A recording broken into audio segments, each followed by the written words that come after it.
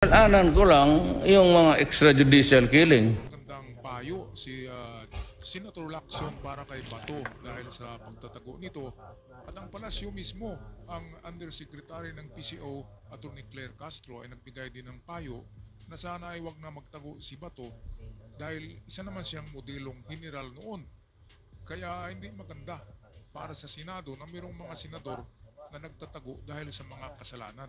Kaya ito ang very specific na payo ni General Panfilo Lacson kay Bato. Panoorin natin ang video courtesy ng ating kaibigan sa iyong araw at ng Inquirer Today. Ayos ko marinig ni Senator Bato ito.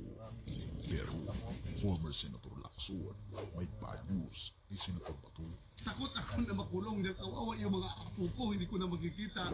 Aminin natin, masyadong mainit ang mga balita ngayon at hindi rin ako nagtataka kung ang mga salitang pag-aresto at drug war ay nandoon sa iyong isip. Ito talagang matatakot si Bato diyan dahil meron silang intelligence na nagsasabi sa kanila na siya nga ang pangalawa kay Digong na arestuhin ng ICC via Interpol.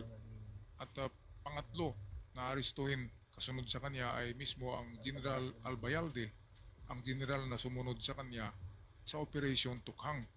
Kaya dalawa sila ni Albayalde pero hindi natin naririnig si Albayalde ngayon kung kung nasaan na si General Albayalde.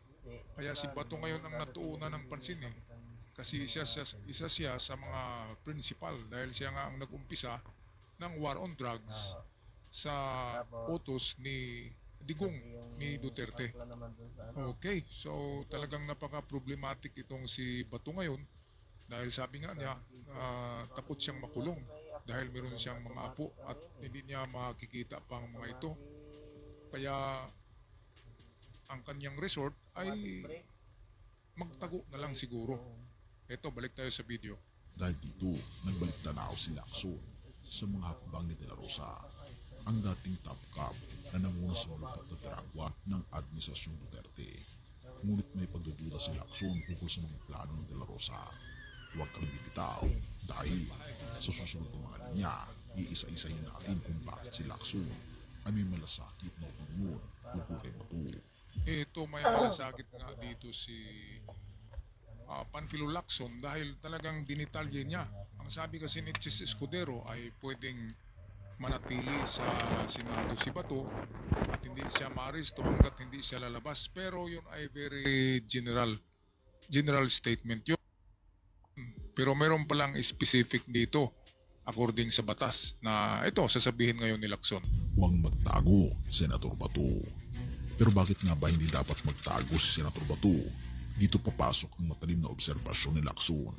Ayon sa kanya, hindi pwedeng basta-basta lang na magsanib pwersa sa Senado upang makaiwas sa arrest warrant. Bakit? Sapagkat kung walang sesyon ng Kongreso, hindi mo matatakasan ang pananagutan mo at doon magsisimula ang problema. That he already expressed his intention to seek refuge in the Senate once the ICC warrant is issued. Bilang dating mga senador at future senador, may mga nagsasabi po kasi na bakit gagamitin yung Senado para pagtaguan ng isang senador na may criminal case? Ang nasa saligang batas, ang alam ko, pagka yung Congress is in session, may legislative immunity, pero limitado. Pagka less than 6 years ang magiging penalty, pwede ka talaga mag-seek refuge at hindi ka pwedeng arestuhin kasi nga mayroong immunity. Ito yung sinabi ko nung unang vlog ko tungkol sa itong pagtatago ni Bato, yung kanyang refuge sa Senado na sinabi ni Chis. Sabi ko ay 5 taon lang siya bibigyan ng proteksyon ni Chis Escudero. Yun naman lang sabi ni Chis na 5 taon lang. Yun pala ay nasa batas talaga na below 6 years na arrest warrant ay pwedeng maproteksyonan ng Senado. Pero katulad ngayon na merong recess ang Senado, nagpahinga ngayon ng 1 buwan, ay hindi siya pwedeng magtago sa Senado kasi anytime siya pasukin kasi wala sa sesyon. Kailangan merong sesyon. Nakakaano naman, no? Kung natutulog yung mga senador sa gabi, pwedeng anuhin si Bato pwedeng arestuhin. Kaya hindi pwedeng hindi na matutulog ang mga ano, di ba? Hindi na magpahinga ang mga senador. Ayon sa definition ay kapag may sesyon ang Senado, sabi ni Ping Lacson, ay protektado, merong immunity si Bato. Pero kapag kagaya ngayon na merong recess ang Senado, ibig sabihin nagpahinga, ay pwede siyang arestuhin. Ibig sabihin yan, kapag natulog pala sa gabi ang mga Limited. senador, Oo. ay pwede siyang arestuhin kapag Kaya natulog na. sinabing Di limited. ba? Ang mga senador. Kasi Senador recess, ka, hindi mo pahinga. alam. Diyos ko po, yan ang Ito ang hindi sinasabi natin ko alam eh. kung yung natutulog lang ang mga senador after session, sabihin natin Tago ka na alas lang sa 7 tunnel. gabi, Bawa ka ng sa gabi tunnel. ay sarado na ang Para hindi ka Senado na at makakita. wala ng sesyon. So ibig sabihin nun ay pwede na palang pasukin ng Senado kung naroon si Bato sa loob. Naku, Naku po. napaka technical, no? Kaya nga, sabi sa iyong araw ng ating ka-vlogger na ang Senado ay magiging kulungan ni Bato kung doon siya magtago. Kung may Kasi session. hindi na Eh, siya kung walang makakalabas. session. Kasi Oo, pag lalabas mahuli siya, siya. kahit isang paa lang daw ang lalabas sa gate, Huliin pwedeng niya. hilain yung isang paa ni Bato para Grabe naman yun. mapaladkad siya pailabas at Isang pwede na paa siya lang, arestuhin. Parang patintero, no? Yung doon ka sa kabila, dinlokso ka sa kabila. Parang ganun eh. Hihilain na isang paa mo. Kapag bibili ka lang ng sigarilyo Oo. sa labas ng Senate building, pwede ka nang ulihin eh. So ganyan ka hindi full protection ang Senado, pero pwedeng magtago doon. Pero ito, sabi nga ni Lacson ay 5 Limited. months lang. 5 months lang ang maibigay ng Senado. More than that, 6 years above ay hindi na pwede. Yun lang pala ang nakalagay sa batas. At kapag may recess na ganito, official recess ng Senado, pahinga, bakasyon sila, ay pwedeng arestuhin pa rin si Bato. Kaya hindi maganda. Hindi magandang Hindi. pagtaguan ng ang Senado. Ano? Dahil meron palang mga diyan, technicality na pwede pa rin papasukin para sa aresto.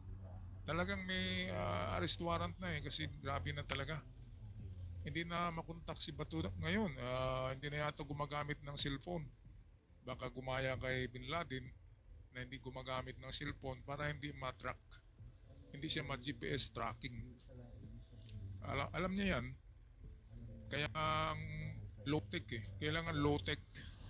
Low-tech ka, hindi ka gumagamit ng internet para hindi ka matrace. Talagang wala.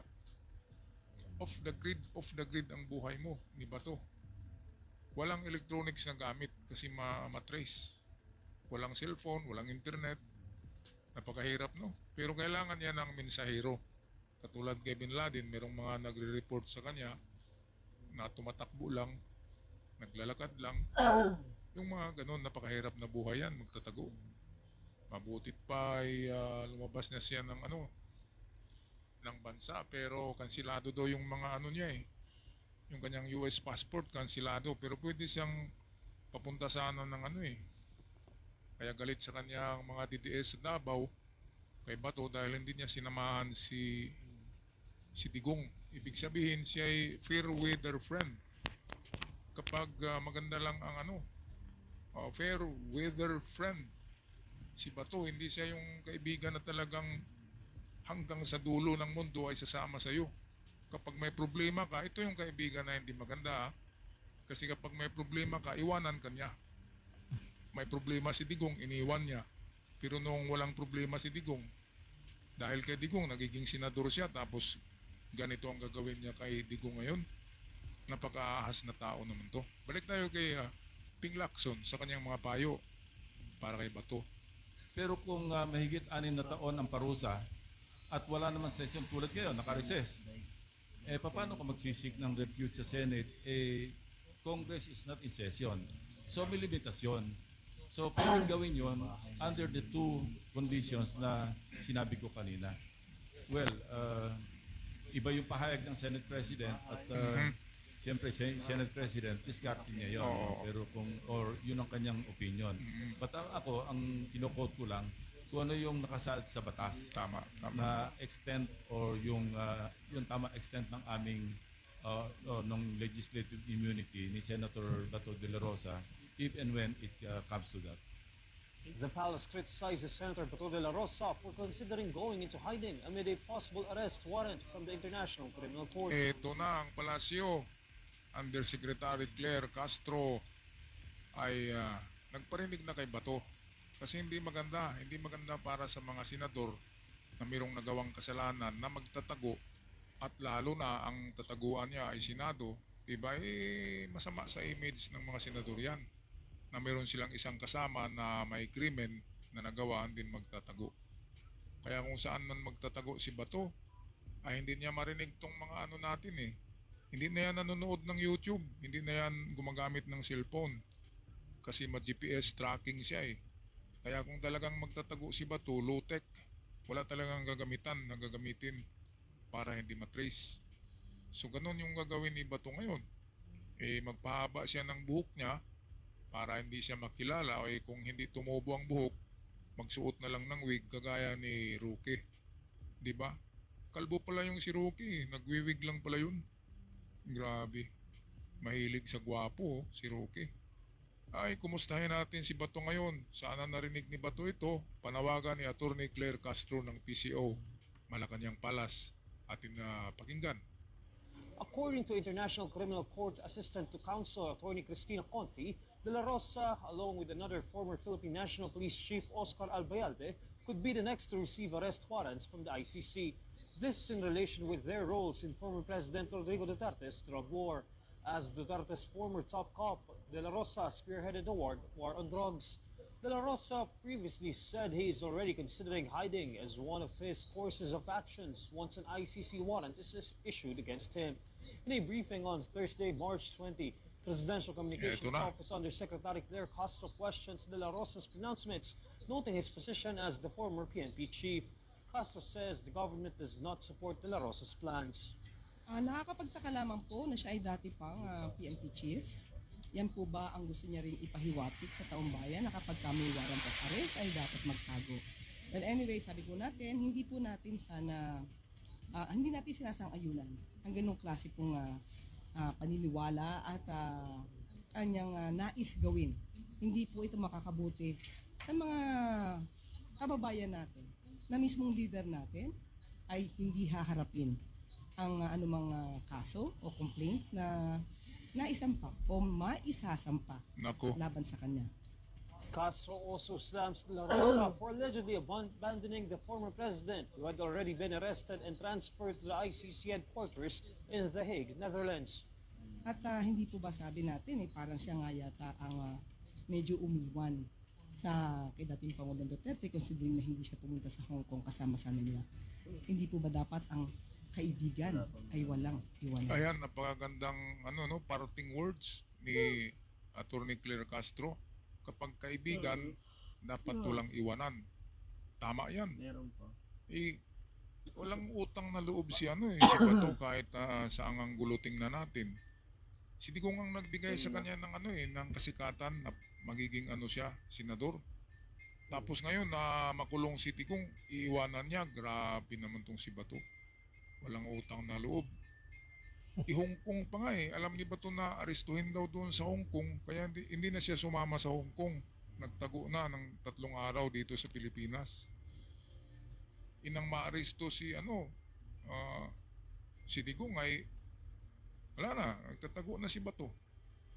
Kaya hindi si Bato yung loyal talaga na kaibigan ni Digong. Siya yung tinatawag na fair weather friend. Kaibigan lang siya kapag maganda ang panahon. Kaibigan lang siya kapag maraming magandang si Digong. Sabihin natin merong maraming meron si Digong. Lumalapit si Bato. Pero kapag ganito na wala na, makulong na, hindi niya sasamahan. Kung ako ang ni Digong, sasamahan ko si Digong. Kasi napakalaki ng utang na loob ni Bato diyan. Kung ako sa sapatos ni Bato, if I am in Bato's shoes, di ba? Ay samahan ko si Digong dahil silang dalawa naman ang partner sa war on drugs, di ba, sa tukhang. Si Bato ang nag-implement, si Duterte ang nagplano. Kaya dapat kung matunay na magkaibigan ay magsama-sama, di ba? Walang iwanan Bato. Kaya nga, hindi tayo marinig ni Bato ngayon. Kaya good luck na lang kay Bato.